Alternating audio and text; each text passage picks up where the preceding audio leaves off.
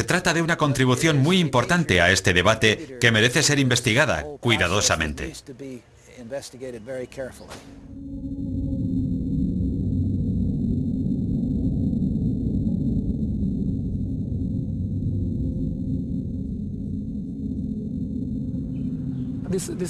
La idea de que los rayos cósmicos afectan a la formación de las nubes presenta un enorme interés.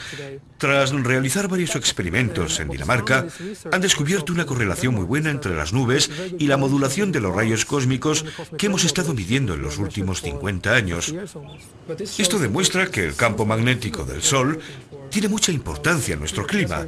Es una teoría que permite explicar cómo ha cambiado el Sol a largo plazo.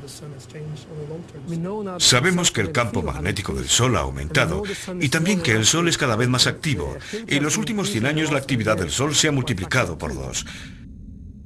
Creo que si el trabajo de Svensmark se confirma, si está en lo cierto, su teoría tendrá un gran efecto en el debate sobre el cambio climático, porque las nubes tienen una gran influencia en el cambio climático y en atrapar o eliminar la radiación.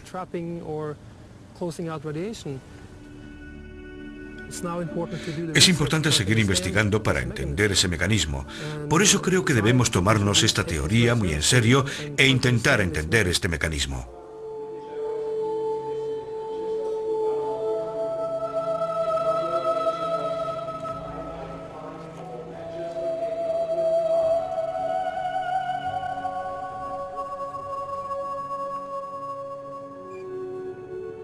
Presentamos nuestros resultados en Birmingham en 1996.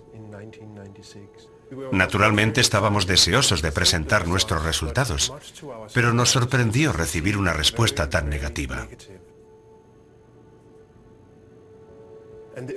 Porque lo único que habíamos hecho era presentar unos resultados científicos que demostraban que el Sol, a través de las nubes, podía tener una gran importancia en el clima.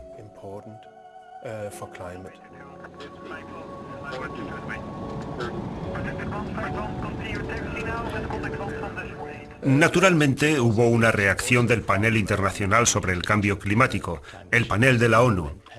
Bert Bolin, que era el presidente científico en ese momento, declaró que era irresponsable por nuestra parte decir que cualquier otra causa distinta al CO2 pudiera tener influencia en el cambio climático. No hay duda de que el Sol afecta al clima,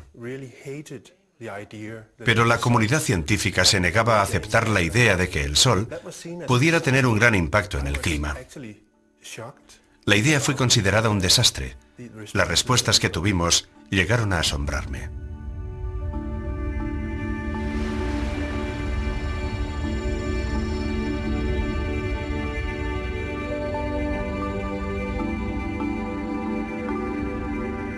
Durante los últimos 25 años, el CO2 ha sido la teoría dominante a la hora de intentar explicar el cambio climático.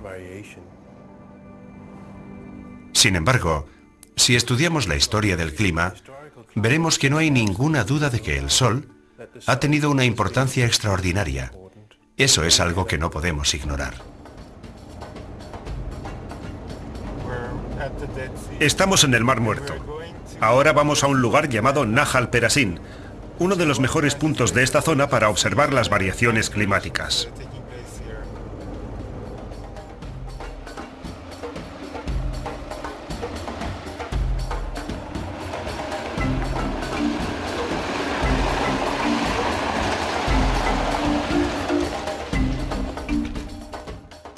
La gente piensa que el Sol es una bola de gas que se mantiene siempre constante e inactivo, pero eso es falso. En realidad, a veces el Sol puede ser muy activo. Es la actividad solar, la naturaleza dinámica de la actividad solar, lo que afecta a los vientos solares y a los rayos cósmicos, y lo que en última instancia afecta al clima de la Tierra.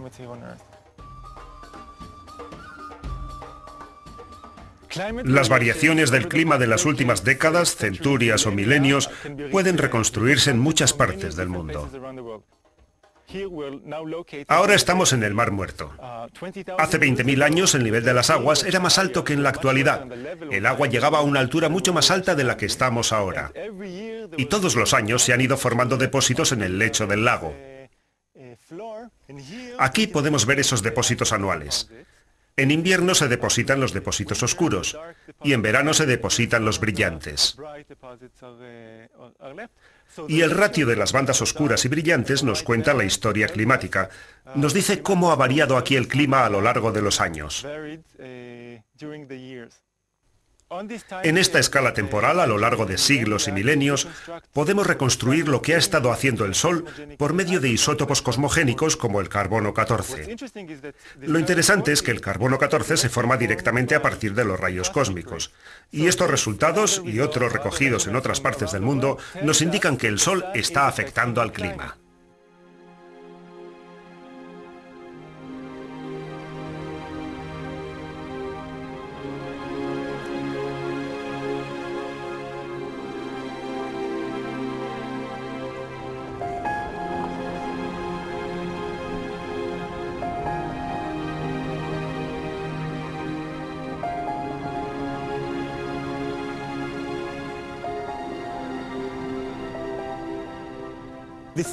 Esta relación entre la actividad solar y el clima de la Tierra no es una mera hipótesis. Se ha comprobado que cuando el Sol era más activo, en la Tierra hacía más calor y viceversa.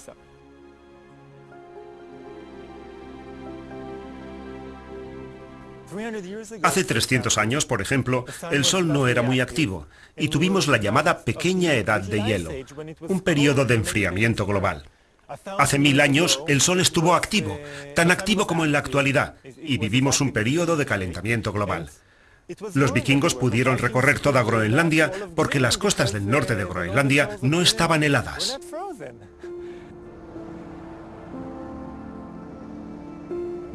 Hoy en día la mayoría de la gente piensa que el clima cambia por culpa del CO2, pero no es cierto. El principal culpable del calentamiento de la Tierra durante el siglo XX es el Sol.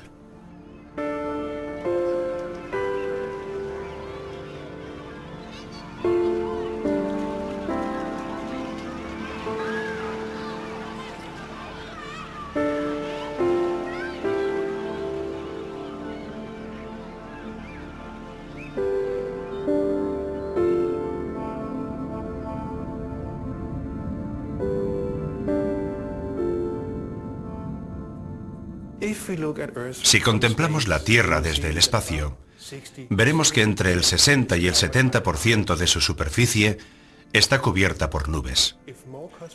Cuanto más rayos cósmicos lleguen, más nubes tendremos. Y al contrario, cuanto menos rayos cósmicos lleguen, menos nubes tendremos.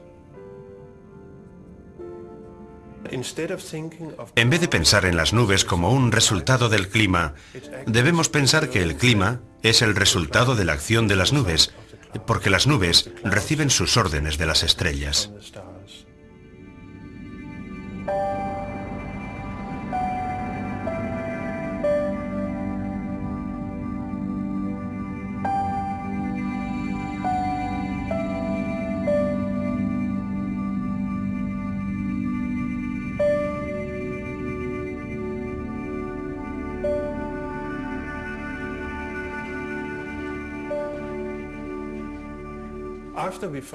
Tras encontrar el vínculo entre los rayos cósmicos y las nubes, necesitábamos descubrir qué clase de nubes eran las que más influían en el clima.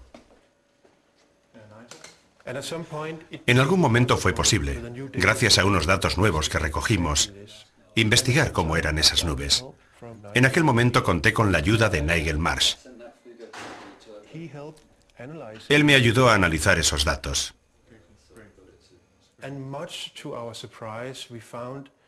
Y para nuestra sorpresa, descubrimos que el vínculo se establece a través de las nubes bajas.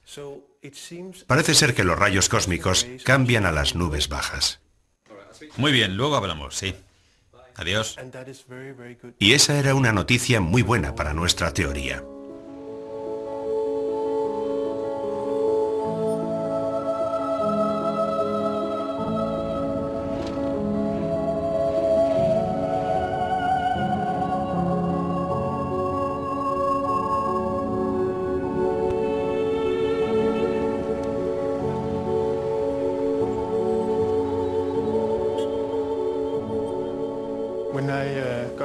Cuando recibí este resultado comprobé que la correlación era mucho mejor de lo que yo había esperado.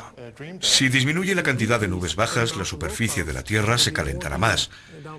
En concreto, este nuevo trabajo demuestra que solo cambian las nubes bajas, lo cual resulta muy interesante. Lo que aún falta por poder explicar es el funcionamiento de ese mecanismo, y creo que es muy importante intentar investigar su funcionamiento.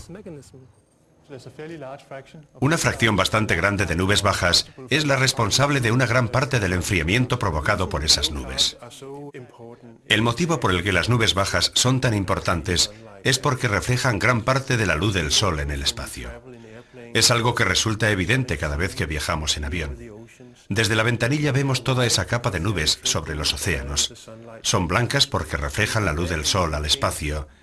Lo cierto es que si cambiamos la cantidad de nubes bajas existente, cambiamos también la cantidad de energía que recibe la superficie de la Tierra.